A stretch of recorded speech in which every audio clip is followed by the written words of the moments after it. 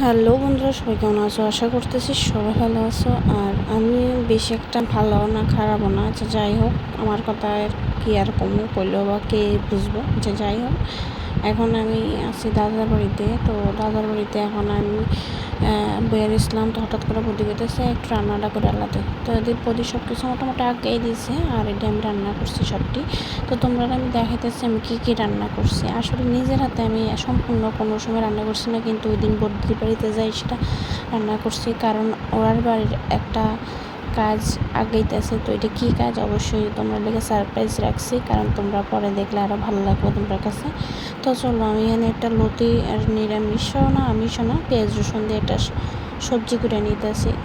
মানে শুটকি অনেক মাছও নাই, তো লতির কীটা করবো, তো এমনি প্ল্যান করে সেটা তো করে লইতেছি। তো দেখো, রান্না করলে সারিডি আর কী কমো, তোমরা দেখতে থাকো।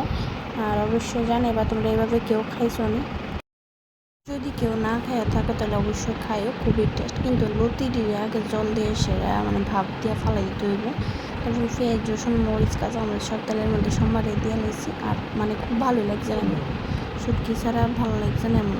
শুটকি ছাড়াও ভালো হয়েছে। তারপরে লতিটা মোটামুটি আমার স্বাদ মতো লবণ টবণ সব কিছু দিয়েছে, নামাইলেছি তার দেখাচ্ছি না। তারপরে আমি নিজে মানে প্রথম ফার্স্ট টাইম মানে সব কিছু একলা দিয়েছি, মশলা টশলা সব দিয়েছে। আমি মাংসের তরকারিটা নামাইছি। তারপরে বাড়িতে গেছি বাড়িতে যাওয়ার সময় মেয়ের লেগে জুতা কিনে নিয়েছি, স্কুলের জুতা। তো চলো আজকের এই ভিডিওটা এখানে শেষ করতেছি। সবাই ভালো থাকো, সুস্থ থাকো, দেখা হইতেছে নেক্সট